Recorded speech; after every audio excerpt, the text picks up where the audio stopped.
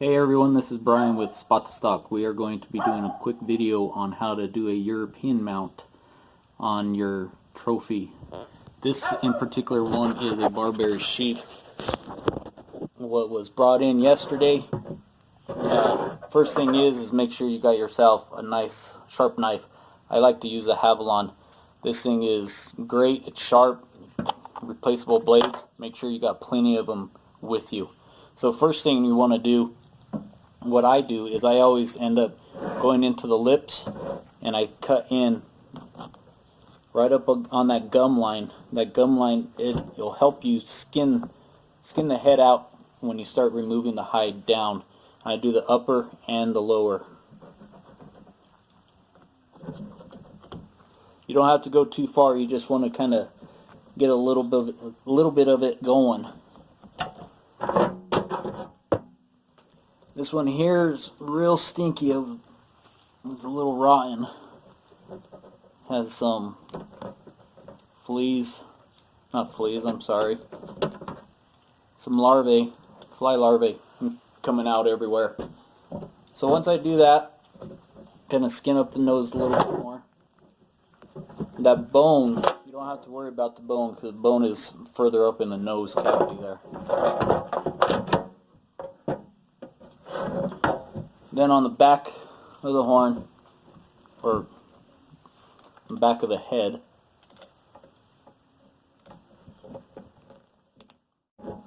back here on the back of the head, usually instead of having to leave this part of the neck, if you follow directly behind the ears, right here is where the head meets the neck. And as you can see, you could kind of also move that neck and fill it. And that's where you want to cut to remove this excess part of the neck.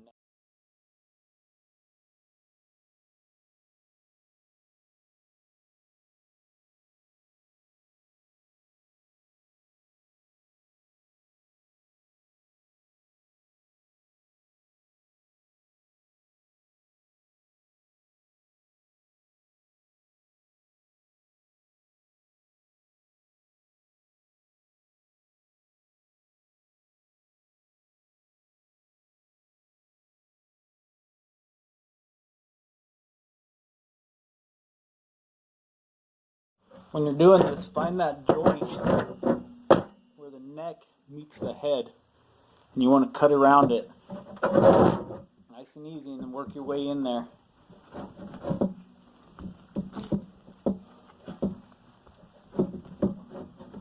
And you cut it right off. Okay, so we got the neck removed. Now what I like to do is go to the horn and start cutting around the horn. So if you look closely, you can see where that hairline meets the horn. What I like to do is take my knife and I just follow right along that edge all the way around on each horn. And then after you have skinned around the horn on both sides, this part here in the flap in the center is a little hard and difficult to get, but once you get that, all you gotta do is pull it over, and this is where you start to skin the rest of the head out.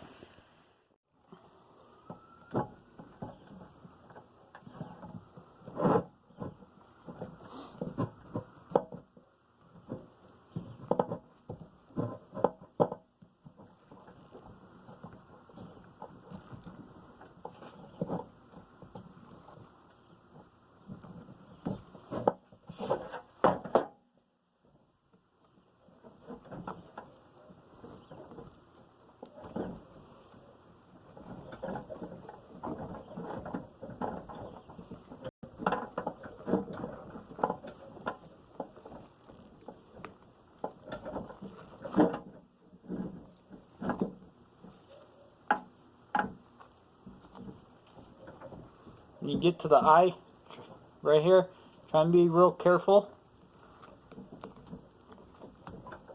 What I do is I put my finger inside the eye socket and kind of pull that hide out so I know where that bone, the eye socket actually is.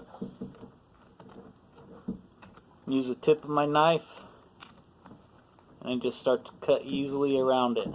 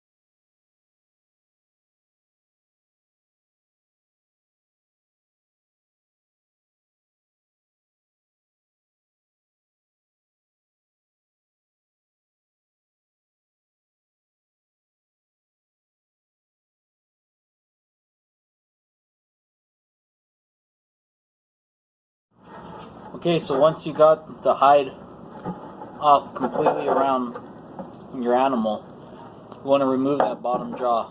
So what I like to do is I just take my knife, kind of cut the meat up inside and around the eye, back behind the eye. And what that does is it breaks up that meat, what's holding that bone in place. Do that on both sides. Cut this big chunk of meat off here. You always want to try and remove as much meat as possible also. Just makes for a quicker cleaning process.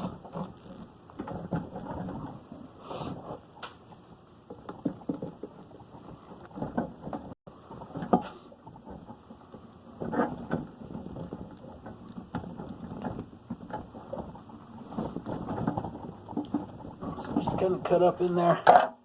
Your head, put it down, and all you're doing is grabbing the jaw and prying it.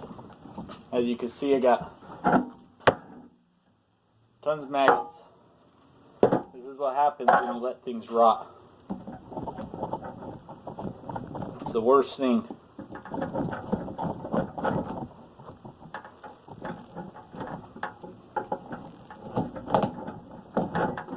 That jaw will just pop, and all you gotta do is just cut it away.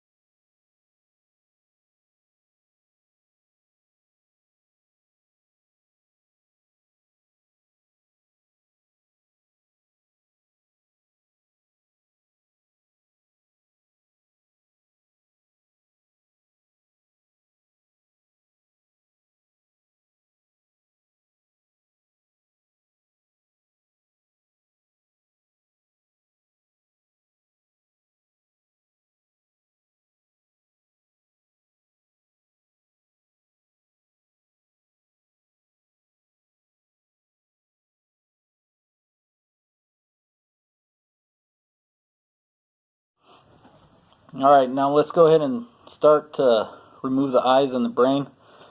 Got to change out my blade here. That's what I like about these Havalon. They're easy to replace.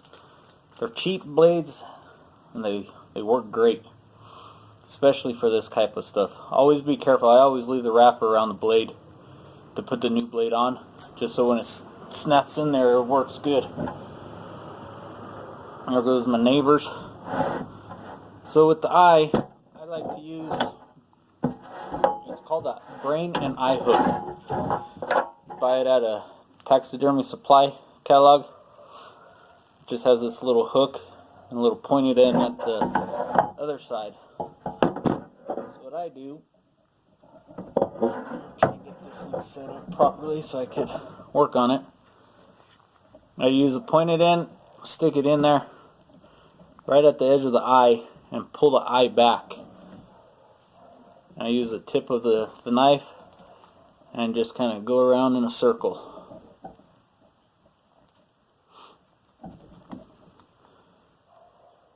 You want to be careful that you do not poke the eye, because it will squirt you in the face. It's happened to me a time or two.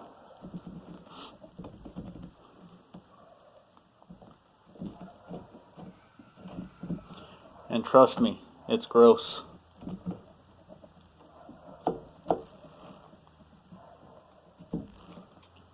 So once you kind of get around the eye, it's best that you think you got it.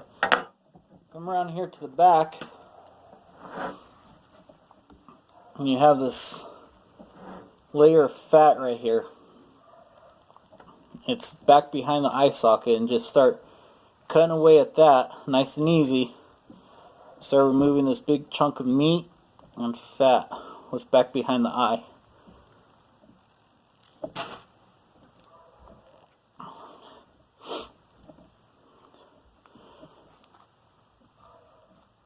And all you're doing is scraping lightly against the skull to loosen it up. Come up underneath. You'll see that fat, you can kind of peel it away with your knife. That's how soft it is in there. Now what I like to do, I just put my finger right into the cavity there and start kind of pushing the eye out. I don't know if you can see that good or not. Do your best you can. Get your knife. Cut away some of the tendons that are holding everything together, or muscle.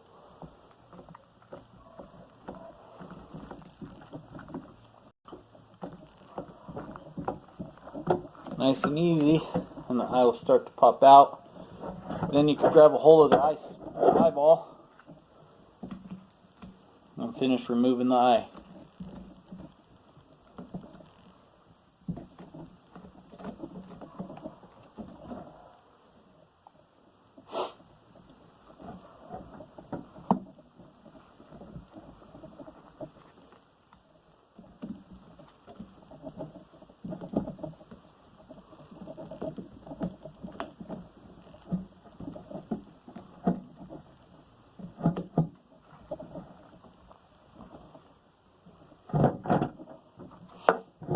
There's one. What I like to do the brain right over the trash can. So you take your eye and brain hook, excuse me, put it right into the brain cavity. You want to kind of stir it around and break that brain up. And just start scooping it out. This one's a little old and it's been sitting out for a while, so it's a little rotten. When they're fresh, it's a lot easier to get the brain out.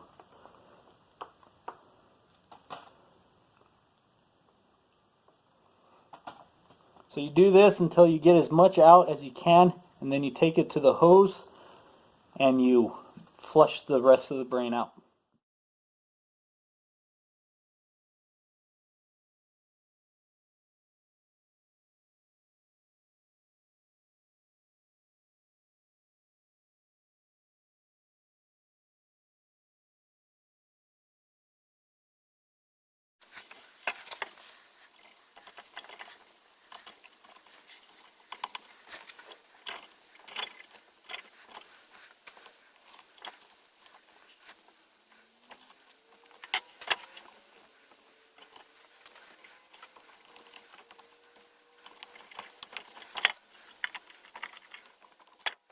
When you get the head all skinned up, rinsed, what I do is I put it upside down in a pot with just water, heat the water up, and I soak the horns. What that does is it helps you be able to pop those suckers off. Other than that, you can steam them, which is another way.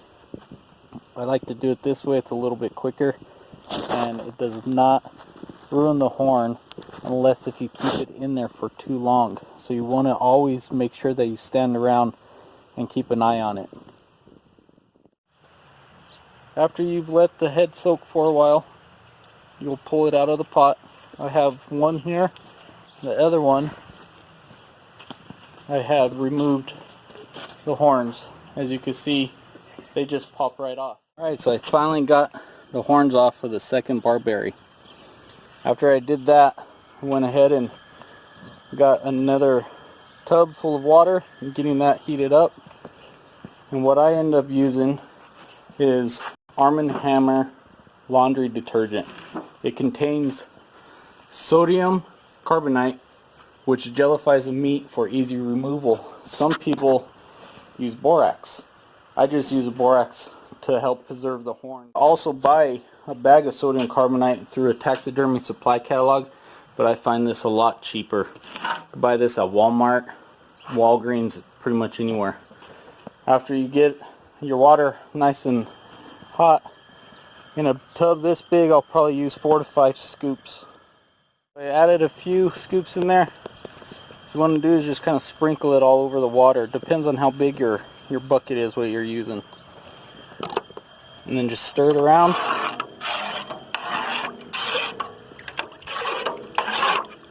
And get it nice and mixed.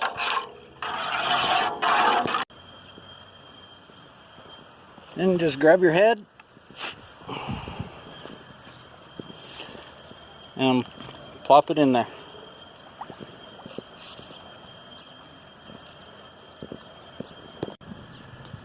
Once your head's in there, you want to keep an eye on your water. You do not want it to start boiling. If you boil it, you could actually diminish the bone quality, and it will start to come down and be real fragile. It'll start eating away at the bone. So you want to do it at a low simmer. Remember that, just a low simmer. Okay, so we have the head in the water for about an hour now. So we'll pull it out. As you can see, the meat's just falling off. So what we're going to do now is we're going to scrape off some of this meat here. So what you got to do is just take your knife, and a lot of this meat is just going to come right off. Scrape it off with your knife, and then right here you'll see these are the ear channels. They do not need to be there, so all you got to do is just stick your knife in there and break them right off. It holds a lot of meat down underneath the ear, so you want to make sure you remove those, so that way you could remove all that meat what's down inside that area.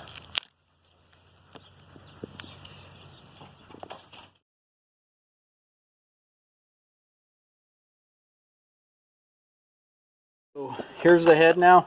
I had to cut this one a little bit lower because of the damage to the horn, and as you can see what I'm talking about, all this stuff what's on the inside, this one is clear, this one is not. This one was shot in the horn, therefore it's going to have a lot of blood and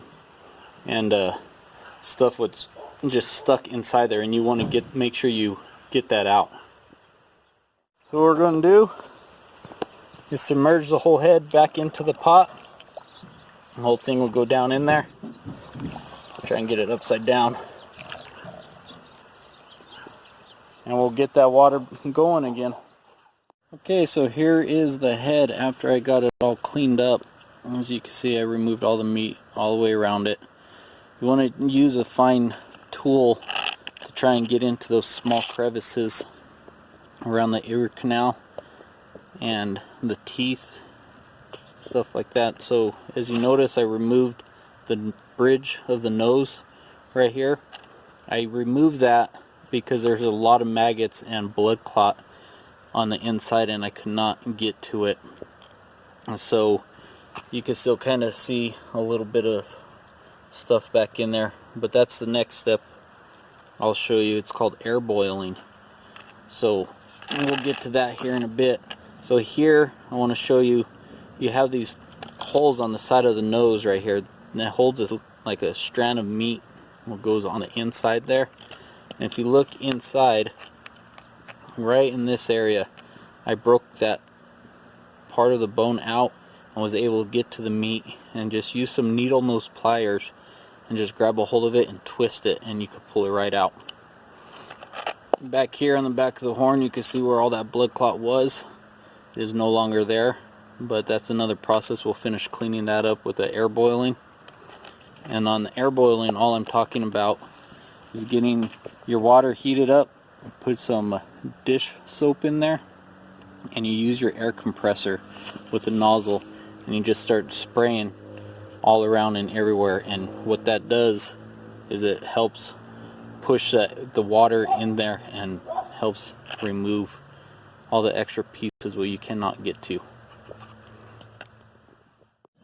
Okay, so now we have the skull in another pot of clean fresh water, and this is the one where we're heating up to put the dish soap in. Now you don't have to use Dawn. I just went over to the dollar store and got ourselves a cheap bottle, As long as it degreases, that's all that matters. And when this water gets warm enough that you can put your hand in it, you don't want it too hot because you got to submerge your hands in there.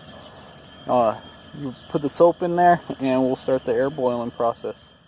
Alright, I got the water warmed up. All you want to do is put your soap in there, and then we'll start air boiling.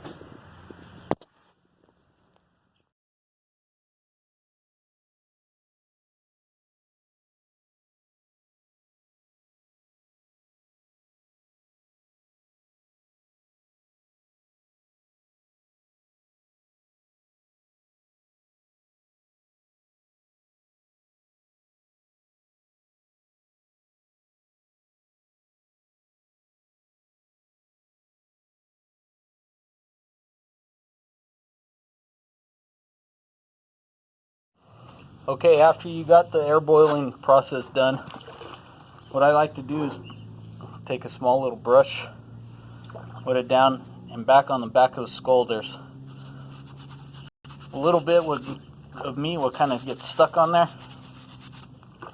I like to just brush it off.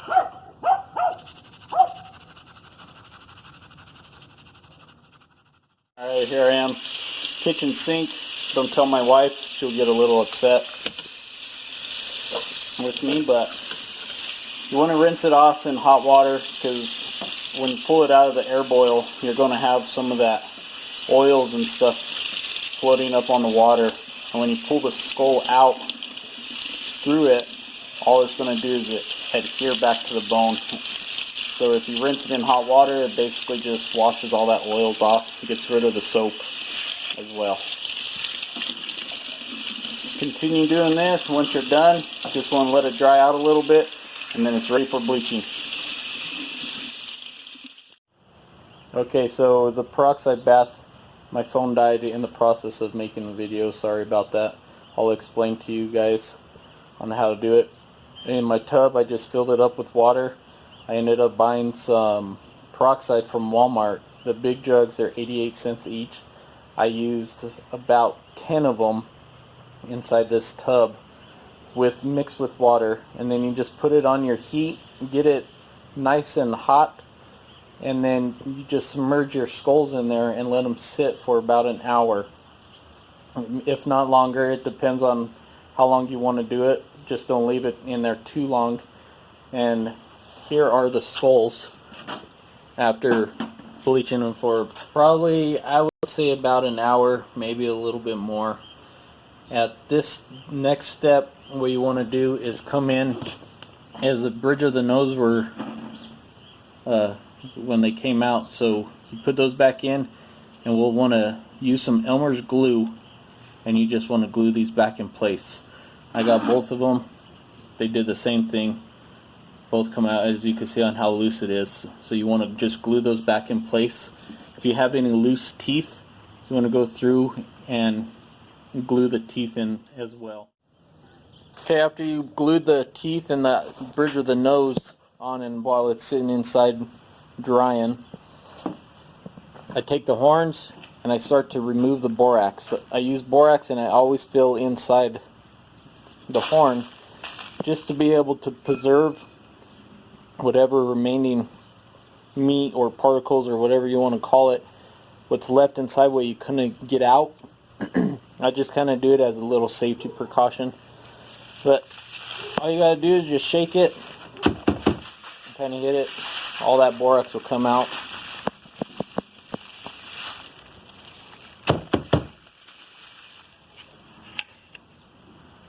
And it's ready to be glued onto the head.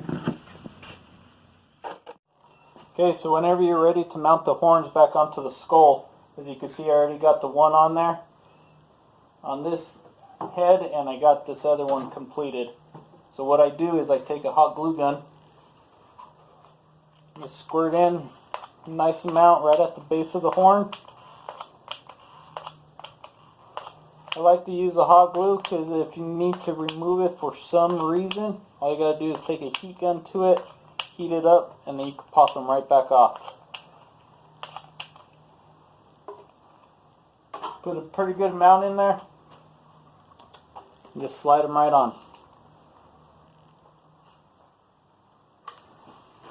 There you have it. There's one. Here's the other one. If you guys like this video, please go to our channel and subscribe below. We will also be doing more videos on other European mounts such as elk and deer coming up in the future, and also a quick video on how to stain antlers.